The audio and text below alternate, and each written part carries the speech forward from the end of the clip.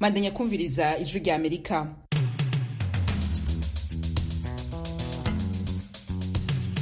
Radio ijwi rya Amerika isamira na Washington DC mu Kirundi no mu Kinyarwanda. Mu Burundi muriko mutwumva ku mirongo migufi ya shortwave kuri metero 19 na 22.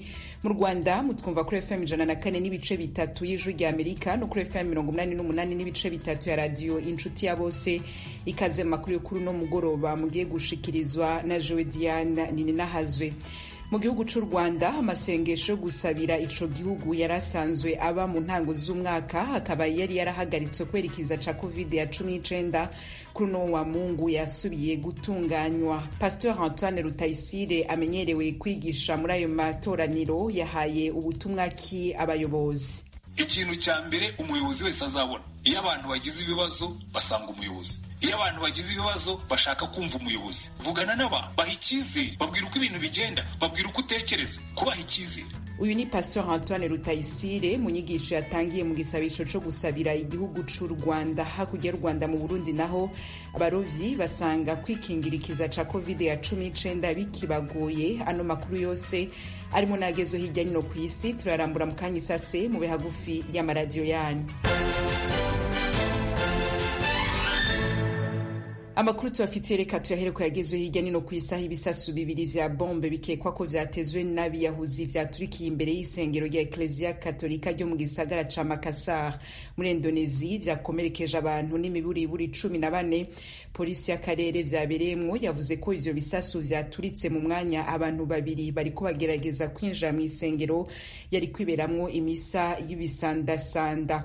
Argo Yuwono havugira polisi ya Makassar yirinze gutangaza abo babahitanywe n'ivyo bisasu, ariko avuga ko abo bamaze kumenya ko vyakomerekeje ari 14. Yizeza ko ibindi biza gutangazwa inyuma y'amatohoza.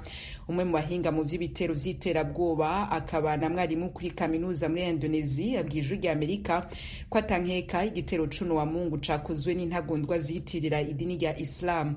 Yasesanguye avuga ko igitero cuno musi gishusha n'ikindi cagabwe mu 2018 kw'isengero Katolika ryahitwa Surabaya kigahitana abantu barenga 30. Muri video utwara ubushikiranganje burabi vy'amasengero muri Indonesia nawe yarungikiye igisata c'ijwi rya Amerika muri ico gihugu yateye ivyatsi abakoze ico gitero, ahamagarira indongozi z'amadini yatandukanye kwibutsa abayoboke bazo ko ata muntu n'umwe akwiye kuzira ukwemera kwiwe. Uwo mutegetsi yashimangiye ko ivyabaye uyu munsi bihushanye n'urukundo amadini yatandukanye yigisha, gutya ahamagarira abanyagihugu gutekana no gukomeza ubwo rukundo. Indonesia twibutse ko ikunze kwibasirwa n'ibitero vy'intagondwa zitirira idini rya Islam. Kimwe mu vyahitanye benshi mu myaka ya vuba nico mu 2002 cagabwe ahitwa Bali kigahitana abarenga 200.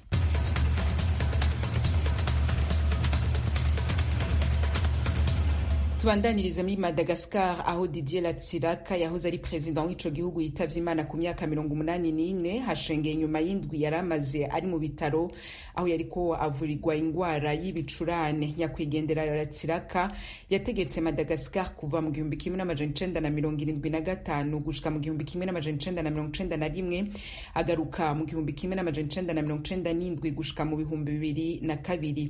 Ubutegetsi bwiwe bwa gisocialiste bwaranzwe ahanini no gusubira inyuma k'ubutunzi bw'igihugu bivanze no kubaho nabi ku banyagihugu. Ibi vyatumye yeguzwa mu 1991 nyuma y'imyerekano y'urutavanako y'abatari bashigikiye ubutegetsi bwiwe. Yaje kugaruka ku butegetsi mu 1997, ariko naho nyene abukurwa ko n'abatari bamushigikiye. Inyuma yo kuvanwa ku butegetsi mu 2002, nyakwigendera Didier Ratsiraka yahungiye mu Faransa ahamara imyaka 11. Mu 2003 yagiriwe n'icaha co kunyonyeza amatungo ya leta no kubangamira umutekano w'igihugu, gutyo acirwa umunyororo w'imyaka 5 no kumara imyaka 10 akora ibikorwa vy'inguvu atabihemberwa. Ivyo bihano vyahavuye yamara bifutwa mu 2009. muri no myaka 10 iheze President Didier Ratsiraka yari yaragarutse ku rubuga rwa politike rwo muri Madagascar aho yarakunze kuboneka mu bimenyeshamakuru atanga intererano mu buzima bwa politike ya Madagascar. André Rajolina aramutswa Madagascar muri kino gihe abicije ku rubuga rwe rwa Twitter yatangaje amakuru y'urupfu rw'umuhisi Ratsiraka avuga ko Madagascar ibuze intwari yitangiye igihugu. Ijwi rya Amerika Washington DC mu Kirundi no mu Kinyarwanda agezwe hirya nino ku isi. Reka tuyarangirize muri Myanmar. Abakuru ba gisirikare b'ibihugu 12 barimwo Leta Zunze Ubumwe za Amerika baraye basohoye itangazo hamwe ritera ivyatsi co bise nguvu igisirikare ca Myanmar gikoresha ku banyagihugu baharanira demokrasi mu mahoro. Iryo tangazo ryasinywe n'abakuru b'ingabo za Amerika, Australia, Canada, Denmark, Ubwongereza, Ubugiriki, Ubudagi, Ubutaliyano, Ubuyapani, Hollande, Korea y'Epfo na New Zealand. Ntibimenyerewe ko abategetsi mu vya gisirikare baja hamwe bagatera ivyatsi ibikorwa n'igisirikare c'igihugu kanaka. Abakuru b'ingabo z'ivyo bihugu muri iryo tangazo babwiye bagenzi babo bo muri Myanmar ko igisirikare kinyamwuga kibwirizwa kwisunga amategeko mpuzamakungu kigakingira abanyagihugu hakubaburabuza. Abategetsi bahamagariye bagenzi babo kuvavanura n'ico bise inguvu zidakenewe bariko barakoresha bakagarukana icizere n'icubahiro batakaje mu banyagihugu bivuye ku nyifato bamaze imisi bagira. Abandi bategetsi biyamiriza inyifato y'abasirikare muri Myanmar barimwo umunyamabanga mukuru wa ONU Antonio Guterres. Agaruka ku barenga 110 biciwe mu myerekano y'ejo kuwa gatandatu, Antonio Guterres yavuze ko bibabaje cane kandi atari vyo kwihanganira. Mu burabo barenga 110 baraye baguye mu myerekano harimwo abana n'imiyabaga. Itorokanizo ry'amakuru y'Abongereza Reuters naryo ryemeza ko ejo kuwa gatandatu abasirikare bari ku ruhande rw'abatembagaje ubutegetsi bakoresheje utudege duto tw'ingwano mu kuburarizamwo imyerekano y'abanyagihugu babandanya kwiyamiriza itembagazwa ry'ubutegetsi ryakozwe n'abasirikare mu ntango z'ukwezi kwa kabiri uno mwaka. Ijwi rya Amerika Washington DC mu Kirundi no mu Kinyarwanda. Ano makuru yose mushobora kongera kuyasanga kuri zitatu akaburungu radio yacu VOA akaburungu.com, adresse ya Facebook yacu, Instagram na YouTube ni VOA radio yacu. Mukanya twerekeza mu karere k'ibiyaga bigari. Amakuru yo mu karere k'ibiyaga bigari tuyahere mu gihugu c'u Rwanda. Amasengesho yo gusabira igihugu yarasanzwe aba mu ntango z'umwaka uko umwaka utashe yari yarahagaritswe kwerikiza ca COVID-19 yongeye kuba kuri no wa Mungu. N'amasengesho yabaye biciye kuri radio na televiziyo vy'igihugu. Ibindi kuri no nkuru na mugenzi wacu Assumpta Kaboyi yabidukurikiraniye.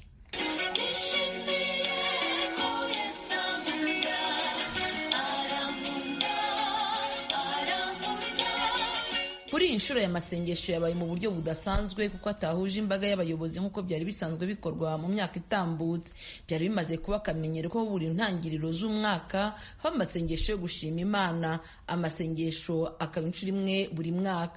N'amasengesho yajyaga yitabirwa n'abayobozi bakuru b'igihugu n'abagize amatorero anyuranye, bose bagahurira hamwe mu mujyi wa Kigali bagashima Imana ku byiza iba yagejeje ku gihugu, bakayigezaho ibyo bifuza kugeraho mu gihe kizaza. Kuri iyi nshuro icyorezo cya COVID-19 cyatumye amasengesho ataba mu ntangiriro z'uyu mwaka uko byari bisanzwe, akaba yabaye mu buryo butari bumenyerewe kuko abayakurikiranye bifashishije radio na televiziyo by'igihugu. Usibye abari bayoboye aya masengesho, abigishije ijambo ry'Imana ndetse n'umukuru w'igihugu watanze ubutumwa, nta bandi bantu bagaragaye kuri televiziyo bitabiriye aya masengesho.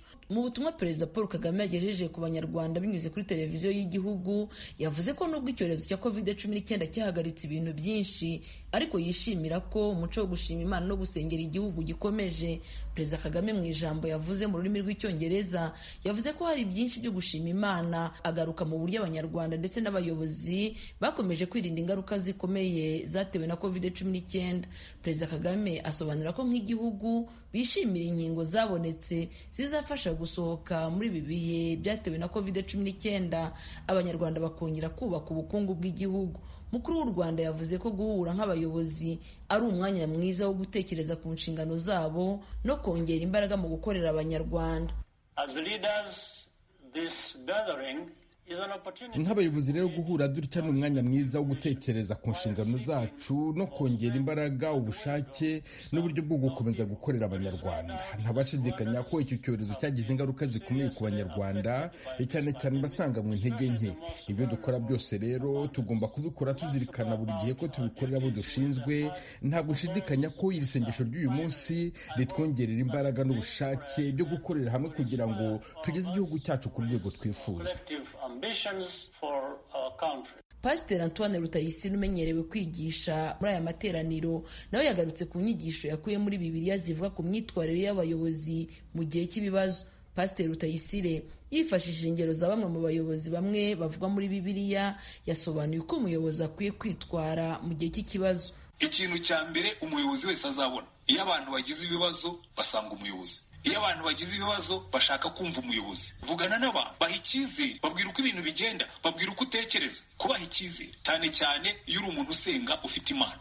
Ikibazo dufite ni uko wowe iyo wishingikirije ku byawe, ukishingikiriza ku mbaraga zawe, ukishingikiriza ku bwenge bwawe, rimwe na rimwe ubura ibisubizo. Ariko iyo uzi ko Imana ihari, uravuga ngo nubwo ntarimo kubona igisubizo cy'Imana, ariko nzi neza yuko Imana iri buzane igisubizo. Ikintu cya mbere umuyobozi wese agomba kwiga ni ugutuza. Ugatuza mu bibazo bije, ugatuza intambara zije, ugatuza ibibazo bigukubye. Aya masengesho yari asanzwe aba mu ntangiriro za buri mwaka. Ay'uyu mwaka rero akaba atarabashije kuba kubera ubukana bwa COVID-19 bwari mu gihugu mu ntangiriro z'uyu mwaka. Assumpta Kaboyi, Ijwi ry'Amerika, i Kigali.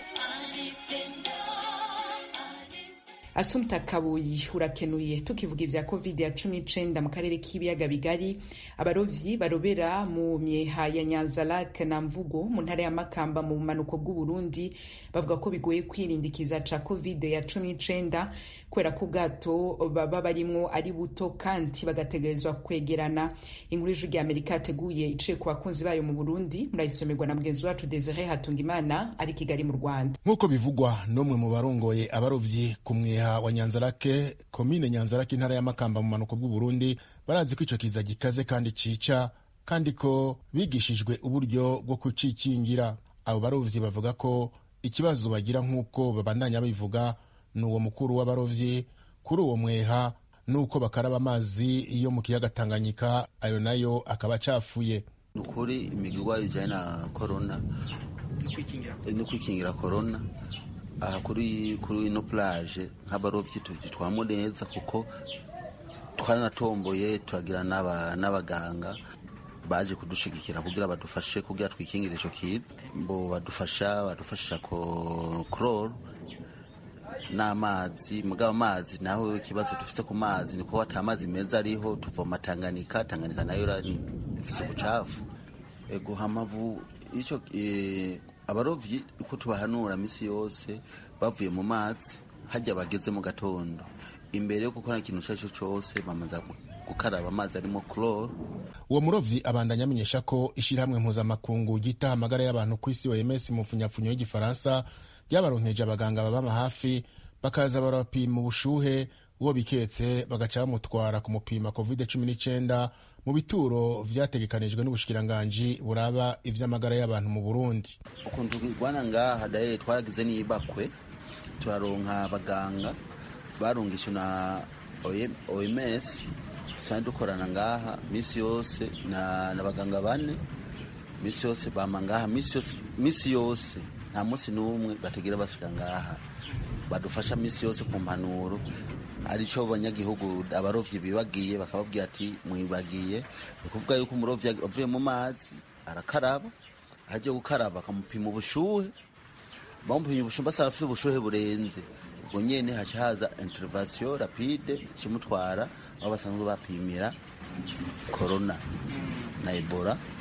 Ego kumweha urahitwa mu Mvugo muri komine Nyanza-Lac nyene, naho nyene baremeza ko bakaraba iyo bavuye kuroba mu gatondo, ariko ko ikibazo bafise ari cyo gushobora kwambara agafukamunwa bariko bararoba canke gushobora guhana imetero hagati y'umurovyi n'uwundi, kandi ubwato busanzwe ari buto ku bantu 12 baja gutera urusenga. Ntibitworohera nyene ni hamwe h'amategeko nyene, nandi ho ntibitworohera kubera gufata ingafe, gufata urusenga, umuntu agwana n'urusenga n'agafukamunwa ku munwa, usanga bitatworohera. Turabitahura nyene, turabitahura nubwo usanga bishika, kandi yego no gushira inguvu hamwe nyene tukaraba n'ahandi ho, mugabo ntako bimbona uko vyokunda, kuko usanga tuguma twegerana, kandi numva bavuga ngo iyo mwegeranye naho usanga n'ubundi ushobora kwanduza mugenzi wawe cyangwa akakwanduza, usanga nyene mugabo ntibiba vyoroshe. Bamwe mu bakoresha babo barovyi bavuga ko ata kibazo bogira cyo kugurira abakozi babo udupfukamunwa, ariko kavuga ko bigoye ko umurovyi yoguma kambaye kuko gashobora gutoteshwa n'amazi y'ikiyaga mu gihe c'imifunda, cyane kagatoteshwa n'urume ruvuye ku mbeho mu gihe c'urukerera. Ubona ko abarovyi barara mu kiyaga bariko bararoba. Gaspar Nzisabira, umunyamabanga mukuru w'ishirahamwe ry'abakoresha mu Burundi, abona ko ico kibazo co kwirinda COVID-19 kigoye kuri abo barovyi, agasaba abakoresha b'abarovyi gupimisha abarovyi kenshi kugira ngo bashobore kuguma barikanuye nikirandagate mu bakozi batarabimenya. Raba uwo mwanya utegezwa kuba hagati y'umukozi n'uwundi nta metero ishoboka. Urumva aho iwacu ntiturashika ku ngingo y'uko boca bahagarika akazi, mugabo jewe nahanuye ko muri ico gihe boheza bakabapimisha kenshi. Mushobora kumvikana no kwa muganga bakaza barabapima iyo covid kenshi kugira ishitse buno nyene bahagarike canke barabe iyindi ngingo bafata. Nukwama rero urikanuye vy'abarovyi vyo biranagoye. Izi maske ziroye kwa amazi ntizimeze kimwe zose, hari zoca zikugora guhema. Gaspar Nzisabira arongoye ishirahamwe ry'abarovyi mu Burundi avuga ko iryo shirahamwe yishinze kuza rirahimiriza abakoresha mu buzi butandukanye kuguma amaso mu bihe vy'iki kiza, bongere bafata ingingo zose zofasha gukingira abakozi babo ico kiza. Desire Hatungimana urakoze kudusomera iyo nkuru ijwi rya Amerika yateguye iciye ku bakunzi bayo mu gihugu c'u Burundi. Muri Uganda naho President Yoweri Kaguta Museveni na madamu wiwe Janet Museveni baraye bahawe urucanco rwa COVID-19 mu ntango z'ukwezi. Niho ibikorwa vyo gukingira abanyagihugu muri rusange muri Uganda vyatanguye, ariko President Museveni ico gihe ntiyashotse acandarwa. Yasiguye ko atari bwahitemwo urucanco azokwiteza, urwo yatewe n'urucanco AstraZeneca rukomeje kwinubirwa n'abatari bake. Ibindi na mugenzi wacu Dinashe Swahizi ari Kampala, Uganda. Yambaye imyenda y'igisirikare, Perezida Museveni ari kumwe n'umufasha we Janet Museveni batewe inshinge z'urukingo rwa COVID-19 zakozwe n'ikigo AstraZeneca. Baruherewe ku ngoro ya Perezida iri Nakasero mu mujyi wa Kampala, umurwa mukuru wa Uganda. Minisiteri y'ubuzima muri Uganda yatangiye gukingira abaturage ku kwezi gutangira, nyuma yaho babonye inkingo zikabakaba miliyoni zatanzwe n'ishami ry'umuryango w'abibumbye ryita ku buzima. Nyamara bitandukanye no mu bindi bihugu aho abakuru babyo bagiye gufata izo nkingo bwa mbere kugira ngo babere urugero abaturage, kubera ko hari amakuru menshi yagiye ahererekanywa ku mbuga mpuzamahanga anenga izo nkingo, bigatuma bamwe batazigirira icyizere. Perezida Museveni we ntabwo yabimburiye abaturage be. I have not yet been vaccinated, nor has Janet. This is because we wanted to start with the... Ati njye n'umufasha wanjye Janet ntabwo twari twikingiza kuko twashatse abantu bari kwisonga mu rugamba rwo kurwanya COVID-19 nk'abaganga bavura abarwayi mu mavuriro bashobora kwandura igihe icyo ari cyo cyose ngo babanze gufata urwo rukingo. Icyo nicyo cya mbere. Indi mpamvu nari nakingirwa nuko kenshi nje nkunda kwiyengesera cyane, ubwo rero nje nkaba mfite uburinzi buhagije, kandi ndacyagerageza kumenya urukingo nakoresha urwo ari rwo, kuko hari inkingo zikorerwa mu Bushinwa, izikorwa na kaminuza ya Oxford, zikorerwa mu Buhinde, hari n'iziva mu Burusiya. Ubwo rero sindamenya urwo nzakoresha urwo ari rwo, ariko natwe hano turimo gukora urukingo rwacu. Nubwo rushobora kuzasohoka rutinze, rushobora no kuzaruta zimwe mu ziriho ubu ngubu, rukazadufasha mu bihe biri imbere. But it will come also, maybe it will be used in the... Amaze gufata urwo rukingo, Perezida Museveni yasabye abaturage bose kwitabira ibikorwa byo kwikingiza icyorezo cya COVID-19. Mu cyumweru gishize umuhungu wa Perezida Museveni, Generali Muhoozi Kainerugaba, yarikingije abimburira abasirikare bashinzwe kurinda umukuru w'igihugu gufata urwo rukingo. Mu kiganiro yagiranye n'abanyamakuru, minisitiri w'ubuzima muri Uganda Dr Jane Ruth Aceng yavuze ko leta iri hafi kwakira izindi nkingo kugira ngo batangire no gukingira abaturage muri rusange, dore ko izi nkingo za mbere zari zigenewe abakozi b'inzego z'ubuzima n'abandi bo mu nzego zihariye nk'abasirikare, abarimu, abanyamakuru n'abandi. Minisitiri yongeyeho ko bagiye kwemerera n'ibigo byigenga bishaka gukingira abakozi babyo kuzana inkingo mu gihugu. Anavuga ko Ubushinwa bwahaye igihugu inkingo zigera ku 300,000 ariko ko bategereje ishami ry'umuryango w'abibumbye ryita ku buzima kubanza kuzisuzuma mbere y'uko bazakira. The Ministry of Health has received several requests. Ati Minisiteri ishinzwe amagara y'abantu yasabwe n'amashyirahamwe yigenga kugira ngo yinjize mu gihugu inkingo zo gukingira abakozi bayo ndetse n'abaturage muri rusange. Hazemererwa inkingo zizaba zasuzumwe kandi zikemezwa n'umuryango ushinzwe amagara y'abantu ku isi, kandi izo nkingo zizanyura mu kigo cya leta gishinzwe imiti mu gihugu. Tunibutsa ayo mashyirahamwe ko izo nkingo agiye kuzazana mu gihugu ari izo kuzaha abantu ku buntu, ntabwo zizaba ari izo kugurwa.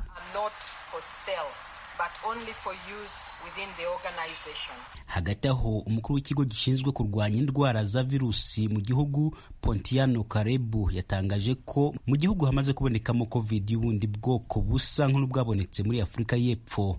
Ntibiramenyekana niba uru rukingo rurinda barufashe ubwoko bwose bwa virusi ya corona.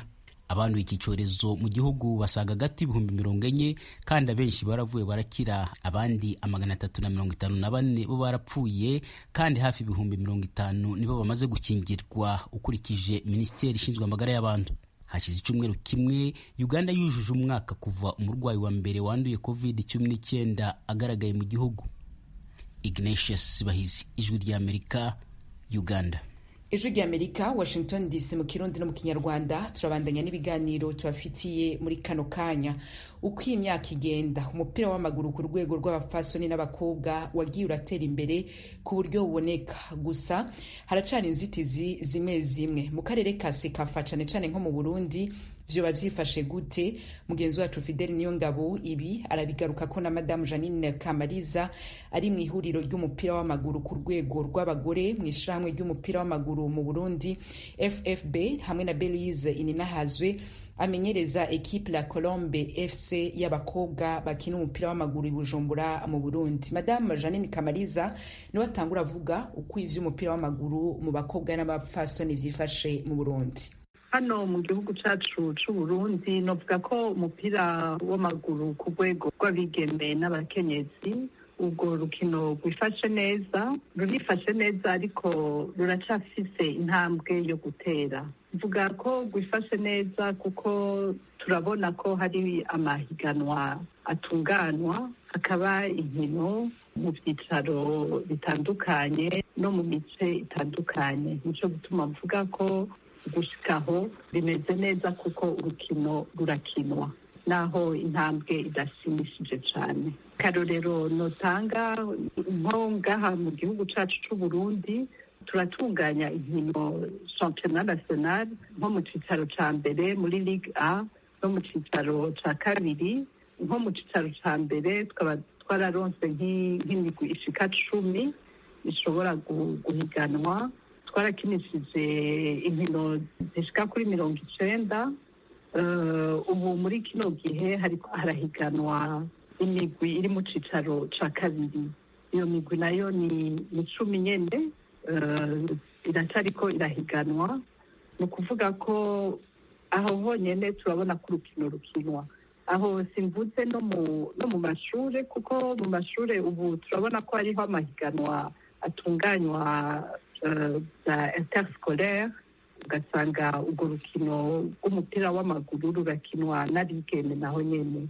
No mu ntara mu gihugu nyene hagati mu ntara turabona ko hari nk'amaprovince azara aratunganya inkino. Aha nk'ubu nko kuri no saha turiko turavugana nabonye nk'abantu bo mu Kirundo batweretse ko kuvana itariki 1 z'ukwa kane hari inkino zitunganyijwe. Hari imigwi irenga imigwi ishika 8 izoba iriko irakina muri iyo ntara honyene. Aha rero ni kubereka ko urwo rukino ruriho rurakinwa mu gihugu cyacu cy'u Burundi. Yego, nashaka navuze ko ari icyicaro cya mbere n'icya kabiri. Ibyo byicaro byose by'amahiganwa byatanguye kuba icese ryari? Mu mwaka w'ibihumbi 2000 twaratangujwe amahiganwa, mugabo ntiyagiye arabandanya neza. 2000 harakinwe, 2002 zirakinwa, 2004 zirakinwa, mugabo ntiyari shampiyona yuzuye. Ariko ubu haraheze imyaka nka 10, ubu unye turabona ko amahiganwa aguma akinwa. Namwe Madame Belize, ku bwanyu mwitegereje umupira w'amaguru ku rwego rw'abigeme n'abapfasoni, mubona gwifashe gute mu Burundi no mu karere? Ego, ubu icyo navuga, aho umupira w'amaguru w'abigeme ugeze mu Burundi ugeze ku ntambwe ishimishije uravye mu myaka yashize. Je novuga nk'umumenyereza, kera wasanga abana b'abakobwa batavye bashaka, ugasanga wewe niwe uriko urabahimiriza kugira bakine, ariko ubu usanga umwana w'umwigeme aza nko ku kibuga wenyine akizana ashaka nawe gukina. Ngo ikindi kintu nabonye nuko abavyeyi baramaze gutahura ko n'abakobwa iyo babikunze babishoboye ko bashobora gukina bakabahimusha.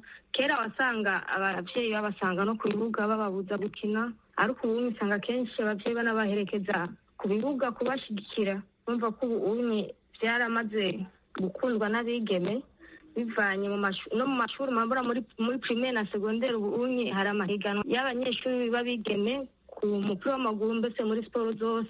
Ariko kera wasanga gusa ari secondaire gusa bakina. Ubu no mu mashuri y'intango usanga hariho ayo makompetisiyo yabo bahuza.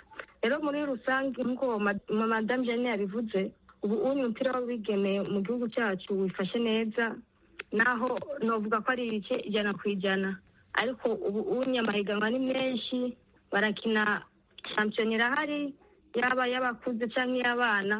Ugasanga gusa igisigaye nuko bamenyera gukina ajya amakompetisiyo yo hanze, bigasaba ko bakina amamaci menshi no mu gihugu kugira bamenyere izo hanze. Icyo novuga nuko ubu umupira w'amaguru uri ku rwego rushemeye. Mwavuze ko abana babigeme mu ntango bagonanwa batashaka kuza gukina n'abavyeyi bababuza, ariko mukavuga ko ubu bizana n'abavyeyi bakabaherekeza bakaza kurorera. Mwibaza ko ari ikihe cahindutse muri ivyo bihe bibiri? Icyo novuga nuko kera wasanga nk'umwigeme akina umupira w'amaguru kenshi bamwitaho nk'umengana nta ndero afite mu bantu, ariko mu nyuma imigwi yaragiye irigisha abakinyi kwanza b'abigeme kwifata rufasoni, yaba mu masosiyete, yaba mu mashuri, aho bari hose, kugira kwanza indero. Nico kintu cya mbere cyatumye abavyeyi bashigikira abo bigeme babo mu gihe nabo babikunze. Yego, ikindi nokongera ko aho nyene abavyeyi iyo bamaze kubona hari nk'abigeme bagiye gukina, bakabona barashoboye nko gusohoka bakaza gukina mu makungu cyangwa bakaza gukina mu yindi ntara, barabona ko haba hari si imikino gusa, barabona ko hari ikintu umuntu aba akeneye gushikako. Nibaza ko muri ico gihe n'abavyeyi baratahura kujya umwana umurungika bwa mbere. Abana b'abakobwa batabatwara mu ishure, uko bagiye barajayo ari bakenya, bakabona akarusho abo bana bagiye mu ishure bazana mu kibano, byaratumye n'abavyeyi baza bararekura abana kugira baje mu nkino z'umupira w'amaguru. Muribaza rero izo nzitizi ziba zikihari umugabo bidakomeye nka kera, zifatiye ku mico n'imigenzo ko biriko birahinduka nk'uko muri ko mubivuga? Ego, inzitizi zijanye n'imico n'imigenzo aha mu gihugu cacu c'u Burundi biraboneka ko hariho akarusho, byarahindutse. Inzitizi zisigaye mbona rwose ubu ni inzitizi ijanye cane cane n'uburyo ahashaka kuvuga ingene nk'iyo migwi ironka ibikoresho. Nashaka kuvuga amashirahamwe canke abagwizatunga batarajijuka cane gushiramwo amahera mu migwi y'abigeme canke y'abakenyezi. Ico nico mbona kikiri inzitizi rwose gusumba ico c'imico n'imigenzo. akaba ino ngaha duce dusozera amakuru n'ibiganiro twari tubafitiye muri kano kanya. Dushimira abagize uruhara bose ngo bitegurwe vyongere bibashikire. Kuri mikro mari kumwe na Joe Diane Ninahazwe. Ibiganiro n'amakuru vya kano kanya vyashizwe hamwe na Fasil Gebehu. Twemye ku izina rya bagenzi bacu tubikebanuye tubifuriza kubandanya muranirwa mu vyo murimo vyose naho ubutaha.